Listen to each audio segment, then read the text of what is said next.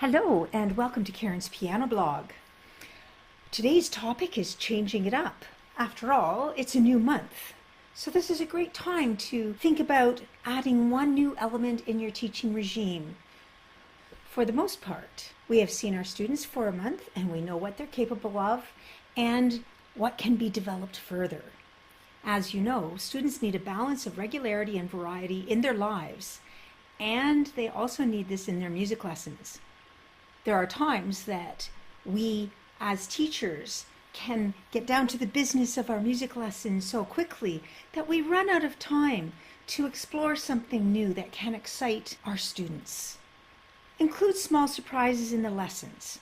However, to ensure the value of the new element is integrated into each student's musical knowledge, consider having the element of the month.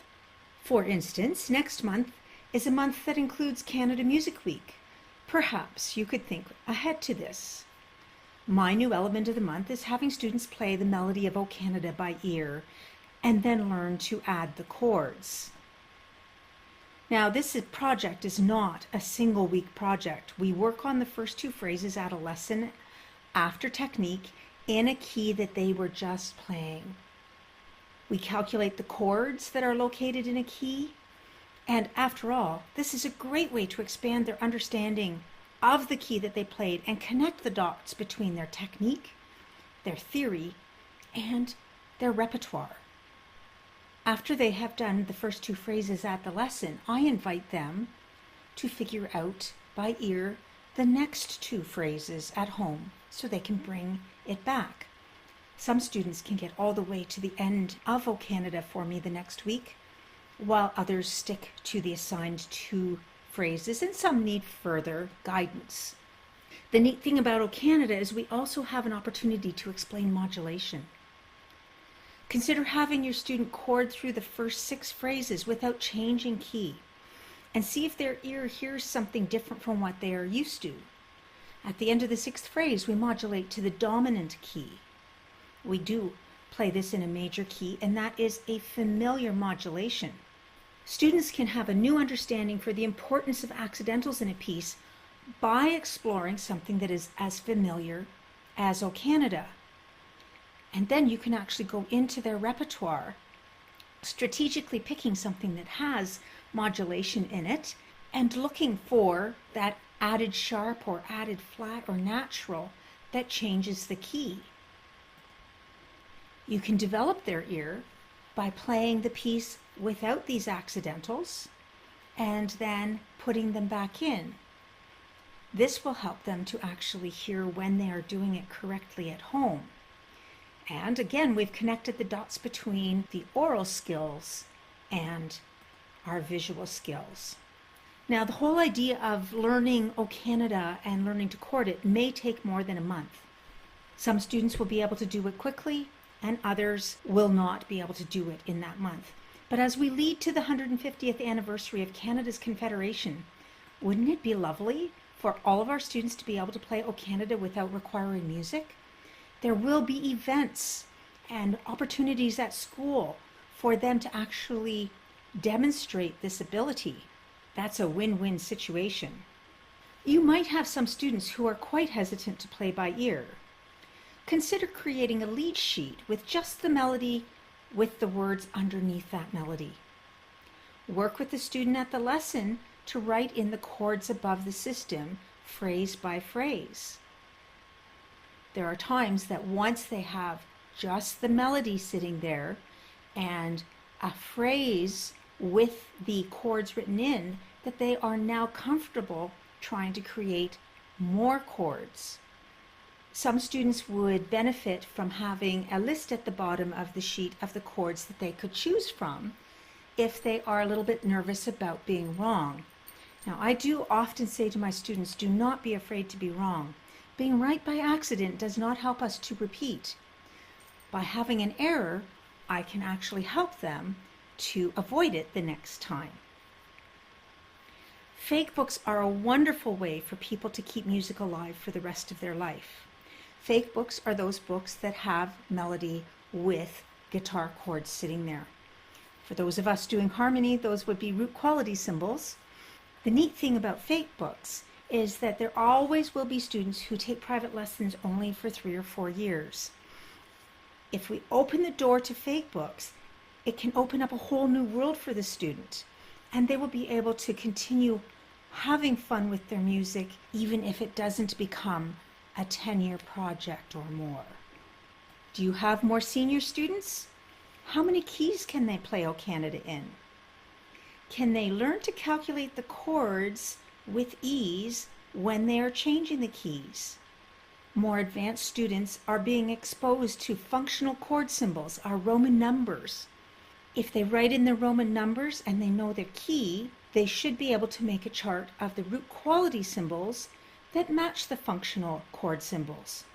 They can go to the piano and play O Canada in several keys, and suddenly those harmony papers will be more logical to the student because they have explored the ideas at the piano. The playing of O Canada is only one element of the month. Backwards month is a wonderful thing to explore with our students. I divide my students' music up into sections that are typically 4 and 8 bars long at the grade 6 and down level. And they might be longer sections as we get older and lengthier music, but I make sure that they make sense for musical phrases and musical paragraphs. Can we start at the last paragraph and work backwards?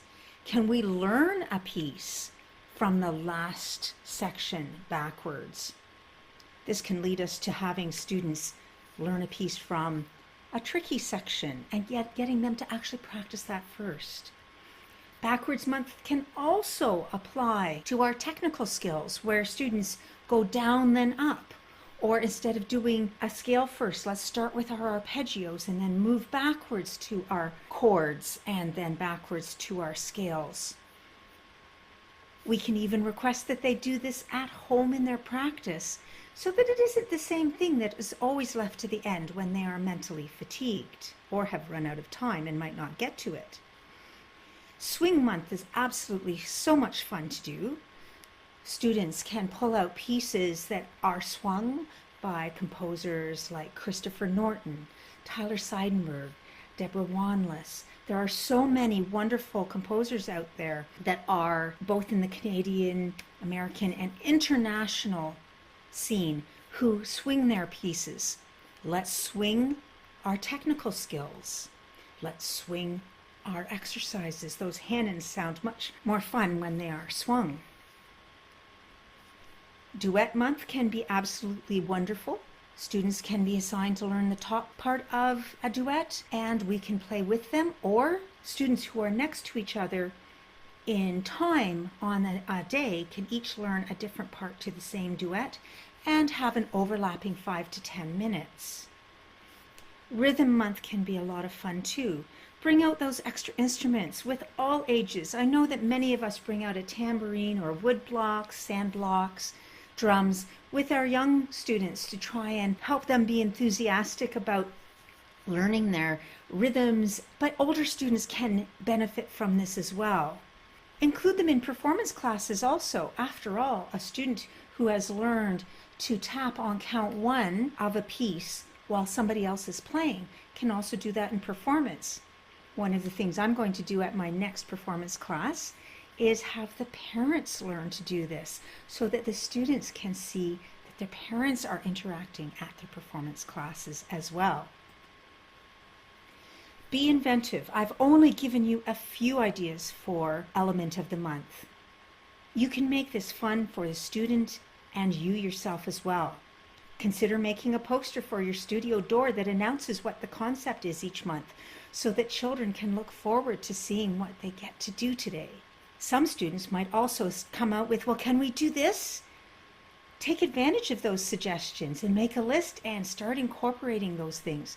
Students who make suggestions that are going to be followed love to learn that other students are grabbing what they have suggested and making it part of their lessons. It makes them feel valued and it will help them to want to try out other elements that the other students have suggested also. Find hidden talents in your students and yourself to explore. You might discover things that you did not realize that both you and your students can do and include on a regular basis not just for a month. Share these successes with the parents. As mentioned, performance classes, newsletters, emails home to parents. All of these things can help parents to stay involved. And at lessons, I like to involve the parents as much as possible too. Why not have them do the rhythms with the child and do whole body movements with you? So I invite you, enjoy balancing familiarity and variety at your weekly lesson. Explore new things. Consider the element of the month. Thank you for joining me this week on Karen's Piano Blog. I look forward to seeing you again soon.